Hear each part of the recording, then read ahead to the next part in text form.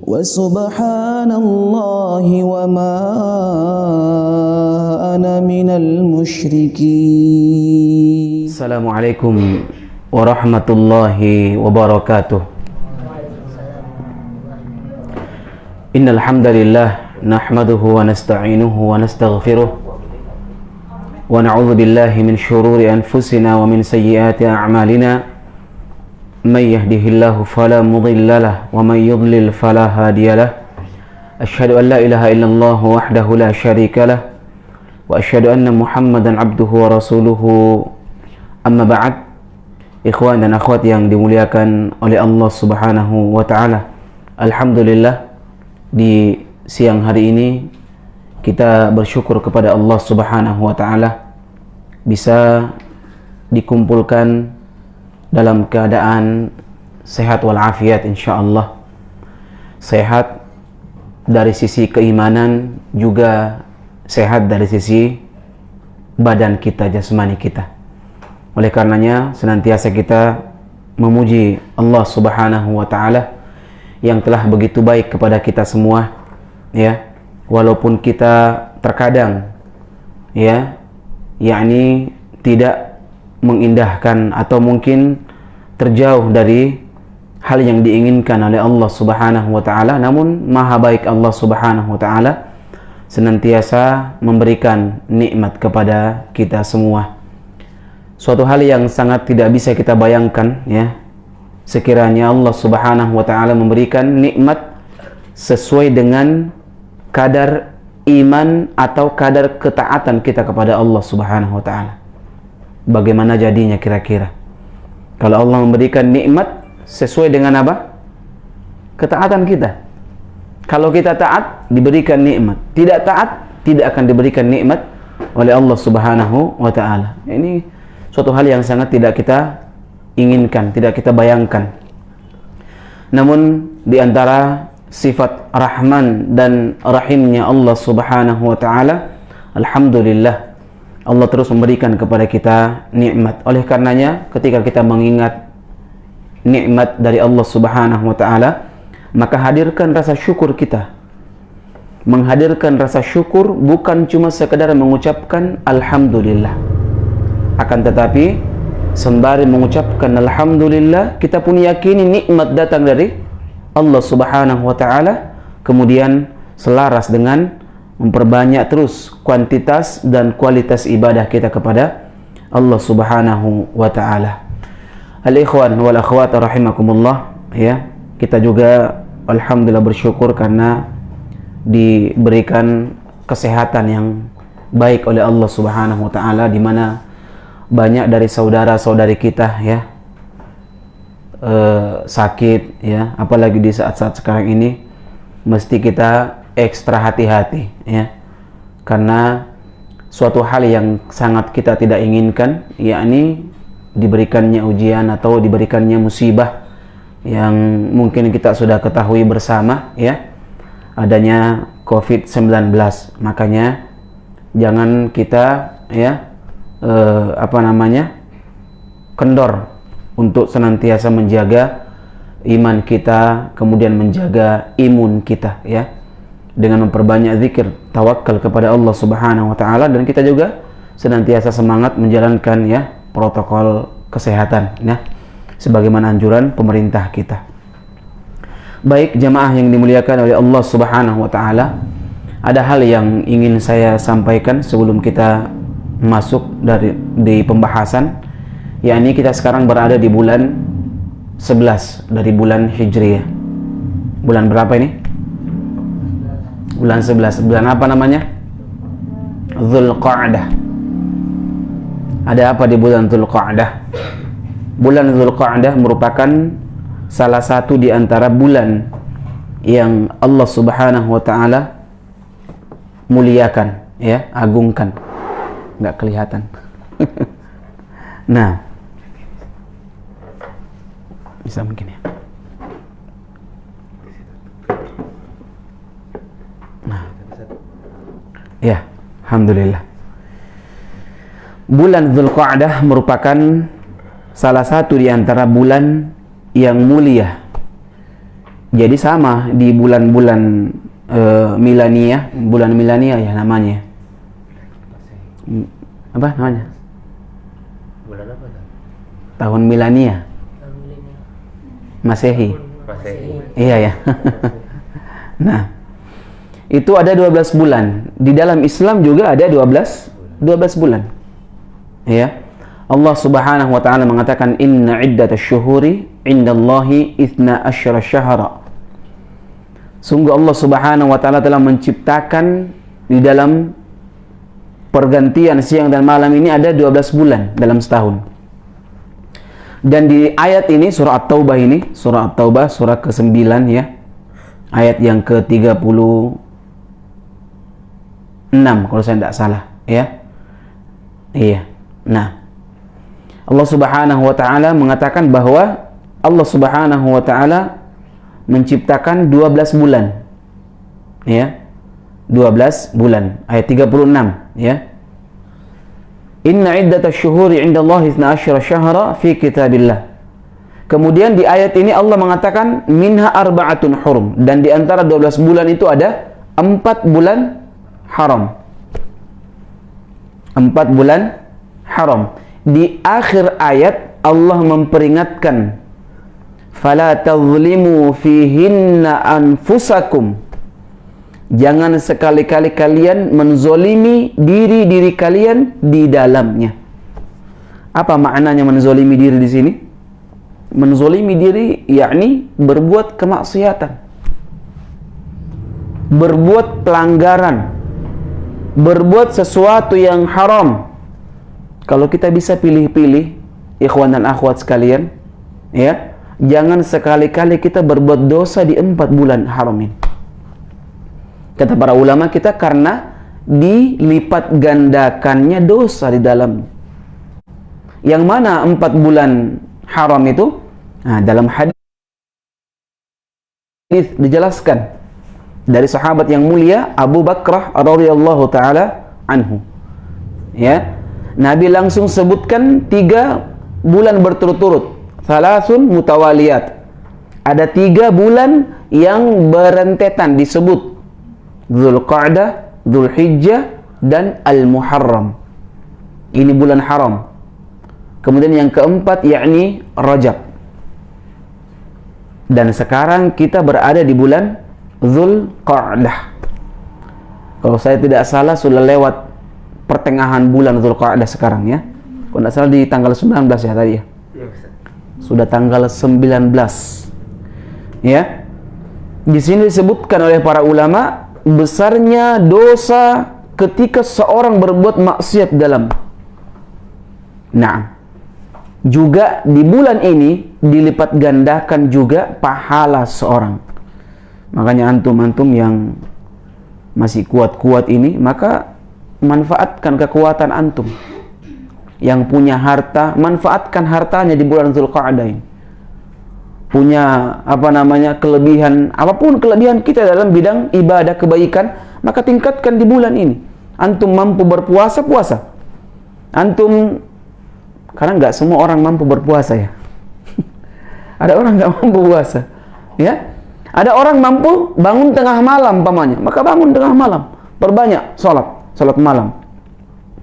Ada orang nggak mampu karena nggak bisa dia, sakit kalau begadang malam, bangun malam itu sakit. Maka banyak baca istighfar, banyak membaca Al-Quran, banyak membaca salawat, banyak berdoa kepada Allah, banyak melakukan salat sunnah. Jangan pernah antum tinggalkan semua ini, ya. Makanya ikhwan dan akhwat yang dimuliakan oleh Allah Subhanahu wa taala, hendaknya antum bisa melakukan aktivitas ibadah ya, khususnya di bulan yang mulia ini. Ya, dan keluar dari bulan Dzulqa'dah bertemu lagi bulan Dzulhijjah. Ini bulan mulia juga, utamanya di 10 hari pertama bulan Dzulhijjah. Oh, itu sangat luar biasa pahalanya di situ ya. Bahkan Allah bersumpah menggunakan hari ini, hari-hari awal di bulan Dzulhijjah itu Allah gunakan sebagai sumpah di situ. Allah katakan wal fajr walayalin ashr. Allah mengatakan demi waktu fajar dan demi malam yang 10. Malam 10 di sini maknanya yakni malam-malam awal dari bulan Dzulhijjah. Maka besar para ulama pernah disodorkan pertanyaan, mana yang paling mulia, 10 hari pertama bulan Dzulhijjah atau 10 terakhir di bulan Ramadan? 10 terakhir bulan Ramadan. Mulia enggak 10 terakhir bulan Ramadan? Banyak orang yang memuliakan ini, Pak. Begadang, tinggal di masjid, bahkan tidak tidur sampai pagi mengejar Lailatul Qadar. Para ulama sebutkan bahwa kalau bulan Ramadan itu menangnya malamnya. Kalau 10 pertama di bulan Dzulhijjah menangnya siangnya.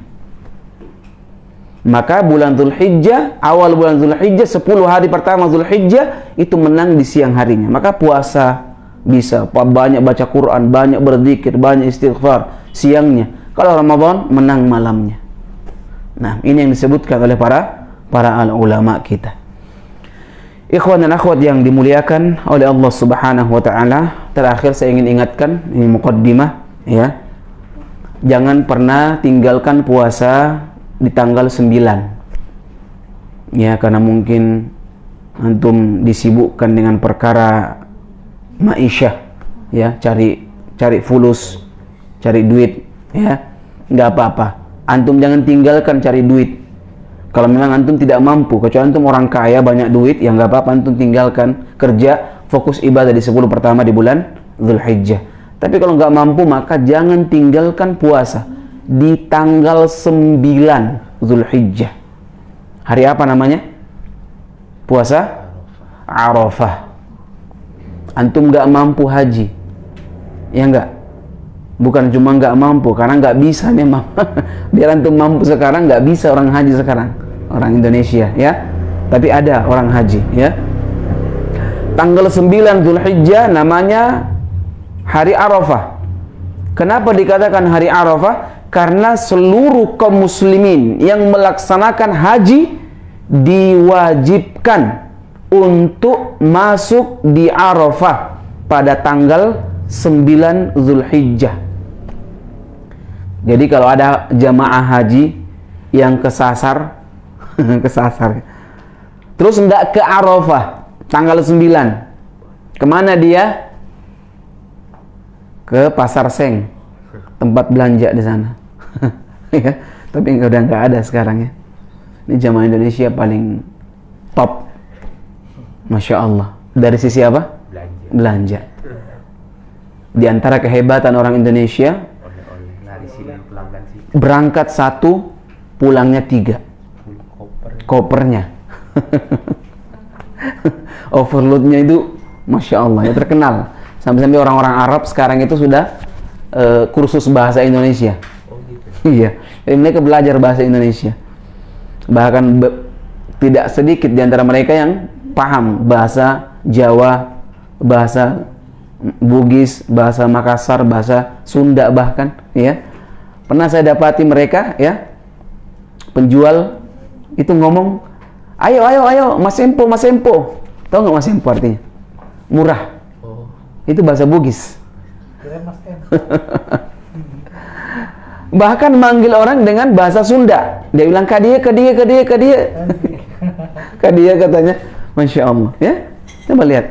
Masya Allah, ya. Jadi ini hal yang sangat luar biasa. Maka antum yang tidak mampu berpartisipasi di Arafah pada tanggal 9, ya, di hari besar ini, hari agung ini, maka antum berpuasa. Puasa Arafah. Lumayan, Pak, ikhwan sekalian, akhwat sekalian.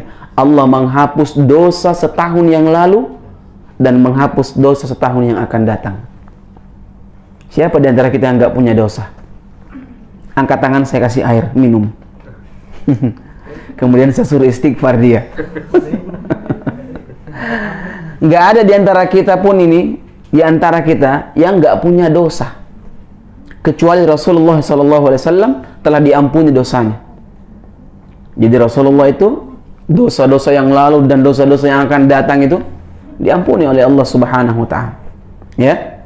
Maka kita sebagai hamba Allah ya yang mengaku memiliki dosa, maka istighfar kepada Allah, kemudian berpuasa di hari tersebut. Nah, alhamdulillah kita ya masuk di pembahasan. Sengaja saya ini dijadikan muqaddimah agar kita semua bisa ingat ya. Kita ingat khususnya di bulan ini, maka perbanyak ibadah ya. Jangan memperbanyak dosa di bulan ini. Nah, ikhwan dan akhwat yang dimuliakan oleh Allah Subhanahu wa taala, ada hal yang ingin saya sampaikan, yakni berkenaan dengan hadis Nabi sallallahu alaihi wasallam. Jadi hadisnya diriwayatkan oleh Imam Muslim dari sahabat yang mulia Abu Hurairah radhiyallahu taala anhu, di mana Nabi sallallahu alaihi wasallam mengatakan, "Unzuru ila man huwa asfala minkum wa la tanzuru ila man huwa fawqakum."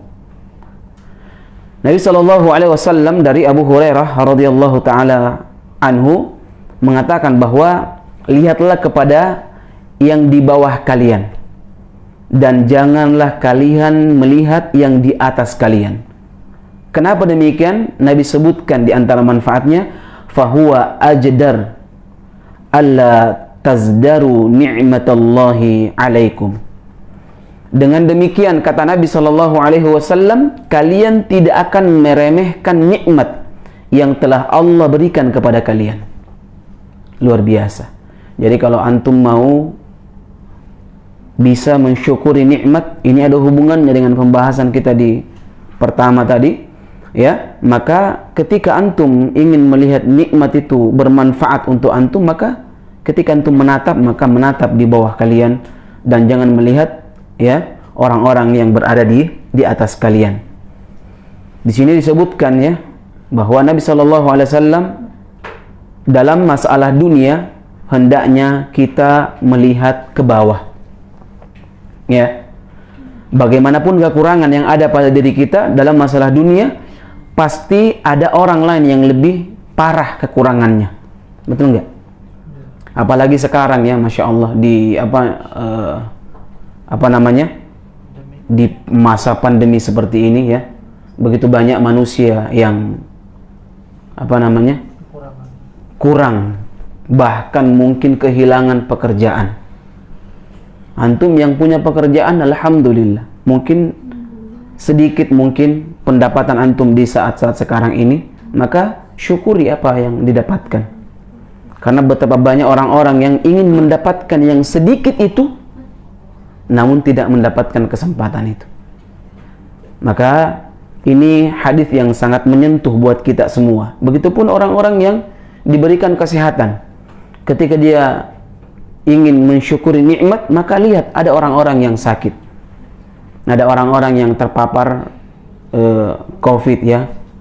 Nah, ada orang-orang yang tidak bisa bergerak, bahkan parah penyakitnya, yang mungkin mereka, saya yakin mereka sangat menginginkan yang namanya apa? Kesembuhan. Namun Allah Subhanahu wa taala menguji mereka dengan segala yang telah kita sebutkan tadi. Nah, oleh karena ini juga hal yang sangat susah memang ya, yang namanya bersyukur itu susah memang. Makanya Allah Subhanahu wa taala mengatakan apa? Wa qalilum min ibadiyasy syakur. Sangat sedikit di antara hamba-hambaku yang bersyukur. Ya, sangat sedikit orang-orang yang bisa mensyukuri nikmat yang Allah Subhanahu wa taala berikan kepadanya. Maka hendaknya kita senantiasa berdoa terus ya. Semoga Allah Subhanahu wa taala menjadikan kita termasuk di antara hamba-hamba yang sedikit tersebut. Perlu kita ingatkan ya bahwa kesehatan adalah kekayaan sejati ya. Iman adalah kesehatan sejati yang banyak diimpikan oleh orang-orang. Orang kaya yang terpapar di rumah sakit ya, terkapar di rumah sakit itu ya, sangat menginginkan yang namanya kesehatan. Namun sayangnya seringkali kita lalai bersyukur. Kita jarang, ketika kita sehat mungkin jarang kita syukuri nikmat tersebut. Ya, Makanya Nabi SAW mengatakan, ni'matani maghbunun fihima kathirun minan nas as-sihhatu wal faragh. Nabi SAW mengatakan dua nikmat yang banyak orang tertipu. Ya, apa itu? Pertama, nikmat kesehatan dan nikmat waktu luang. Ya, jadi kalau antum dapatkan dua ini, nikmat ini, sehat dan waktu luang, maka manfaatkan dia dengan baik. Karena betapa banyak ya telah kita sebutkan. Antum mungkin lihat di internet ya, di televisi, di bahkan orang-orang terdekat kita yang dulunya kita sama-sama dengan mereka, ya, maka saat ini mungkin ya tidak diberikan oleh Allah Subhanahu wa taala dari nikmat kesehatan tersebut. Makanya ikhwan dan akhwat yang dimuliakan oleh Allah Subhanahu wa taala, wajib untuk kita ya memiliki sifat qanaah, ya, memiliki sifat bersyukur kepada Allah Subhanahu wa taala. Karena memang ada sebahagian ya manusia ya yang tidak cukup memang dengan nikmat yang ada saat ini. Diberikan ini masih menginginkan yang itu. Cita-citanya terus ingin dan itu dan seterusnya. Kapan dia merasa puas? Nabi SAW mengatakan bahwa dia puasnya ketika sudah mati, masuk di liang lahat. Ini yang Nabi SAW sebutkan dalam hadis ya, diriwayatkan oleh Imam Bukhari. Nabi katakan, "Lau kana li ibni Adam wadiyan min mal yabtagha thalitha." Nabi mengatakan seandainya seorang anak Adam memiliki dua lembah harta. Dua lembah harta sedikit enggak? Dua lembah yang sangat besar, Masya Allah. Maka dia pasti mencari lembah yang ketiga. Ya. Thalithan, la batagha thalithan. Dia akan mencari lembah yang ketiga. Ketika dikasih yang ketiga, diberikan yang ketiga, dia akan menginginkan yang keempat dan begitu seterusnya.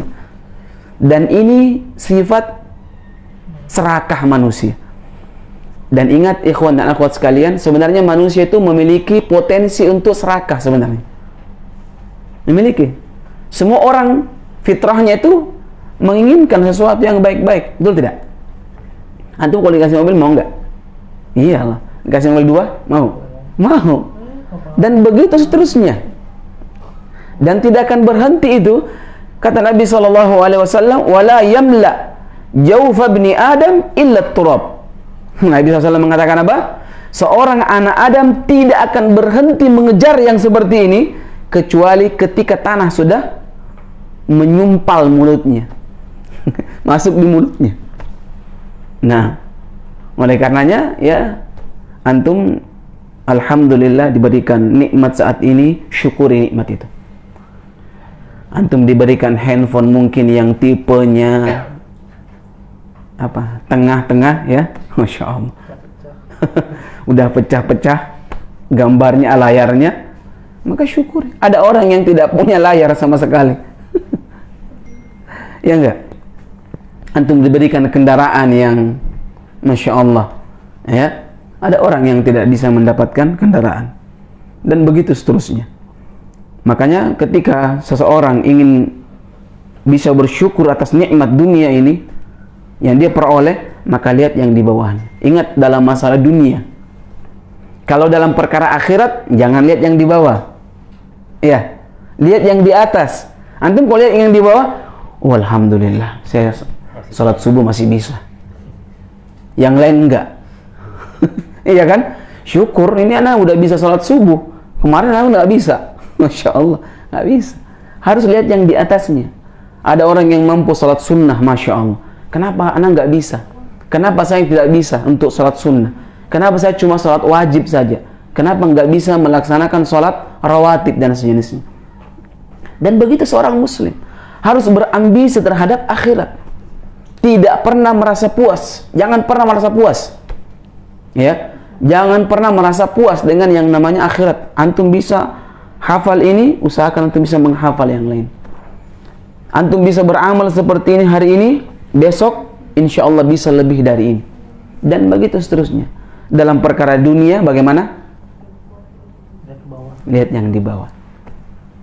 Ini yang Nabi Shallallahu Alaihi Wasallam sebutkan tadi. Kalau agama harus konsepnya wa fi dzalika falyatanafasil mutanafisun. Dan untuk yang demikian itu kata Allah, hendaknya kalian berlomba. Harus berlomba. Si Kiki mungkin udah hafal juz 30, juz 29, masa anak kalah? Anak mau hafal juga juz 30, 29 plus 28. Yang lain gak mau kalah juga. Masa dia hafal 3 juz, anak 4 juz. Masya Allah. Jadilah kita saling berlomba dalam kebaikan. Fastabiqul khairat. Fastabiqul khairat. Dalam ayat yang lain Allah katakan wasari'u ila maghfiratin min rabbikum wa jannah 'arduhas samawati wal ard. Allah katakan berlomba-lombalah kalian meraih ampunan Allah dan berlombalah untuk segera meraih surga yang seluas langit dan bumi. Masya Allah. Jadi ini dua hal yang kita ingin sampaikan di pertemuan yang baik ini, yakni pertama dalam perkara dunia, maka hendaklah seorang muslim yakni melihat yang di bawahnya. Unzur ila man huwa asfala minkum wala tanzur ila man huwa fawqakum. Kalau kalian ingin agar tidak meremehkan nikmat, maka lihat orang yang di bawah kalian. Antum bersepeda, lihat ada orang berjalan kaki. Antum berkendaraan motor mungkin roda 2, antum lihat ada orang yang bersepeda. Antum menggunakan roda 4, roda 3 dulu ya. Roda 3, maka lihat ada orang yang roda 2, Masya Allah. Antum roda 4, alhamdulillah ada orang yang cuma roda 3, roda 2. Ada orang yang bahkan roda 1. Atraksi kan? Sirkus itu kan? Nah, oleh karenanya ikhwan dan akhwat yang dimuliakan oleh Allah Subhanahu wa taala, yang dalam perkara akhirat maka kita saling berlomba, jangan pernah merasa puas. Dan ingat ikhwan dan akhwat sekalian, kita semua ini berpotensi bisa masuk surga. Dan ingat, jalan masuk surga itu banyak, bukan cuma satu, banyak sekali. Antum bisa memilih mana pintu amalan yang antum bisa, yang antum mudah untuk mengamalkan. Antum tidak punya banyak duit umpamanya, Masya Allah, nah pas-pasan Ustaz, tiap bulan itu habis timbul tenggelam. Gimana timbul tenggelam itu? Dari lubang tutup lubang. Nah, maka cari pintu amalan yang lain. Antum tidak bisa dari sisi harta, maka ada dari sisi yang lain. Antum kayaknya nggak mampu anak ini, pilih yang lain. Ini anak nggak mampu juga, pilih yang lain. Oleh karena itu, terkadang Nabi itu ketika ada sahabat yang bertanya, itu Nabi lain-lain terus jawabannya. Lihat potensi orang tersebut. Ada orang yang menghadap, jadi orang ini banyak duit ini, udah sedekah, iya kan? Karena dia mampu dari situ. Ada orang dia lihat, kayaknya ini orang gagah, Masya Allah, kuat ini, puasa. Ada orang puasa, sholat tepat pada waktunya. Ada orang datang berbakti kepada orang tua. Ada orang datang lagi berjihad fi sabilillah, dan seterusnya. Terkadang seperti itu. Nabi lihat potensi orang tersebut. Jadi ini seharusnya menjadi pembuka dalam keseharian kita. Hendaknya kita menjadi orang yang terbaik dalam perkara agama. Dan ingat, untuk bisa mensyukuri nikmat yang Allah Subhanahu wa taala berikan kepada kita, maka hendaknya kita melihat orang-orang yang berada di bawah kita, agar kita bisa lebih tidak meremehkan dari nikmat yang Allah Subhanahu wa taala berikan kepada kita semua. Wallahu taala a'lam bissawab. Saya kira demikian ya. Mungkin ada tanya jawab yang mau disampaikan setelah kita tutup majelisnya. Subhanallahumma bihamdik, asyhadu an la ilaha illa anta, astaghfiruka wa atubu ilaik. Wa akhiru da'wana alhamdulillahi rabbil alamin. Assalamualaikum warahmatullahi wabarakatuh.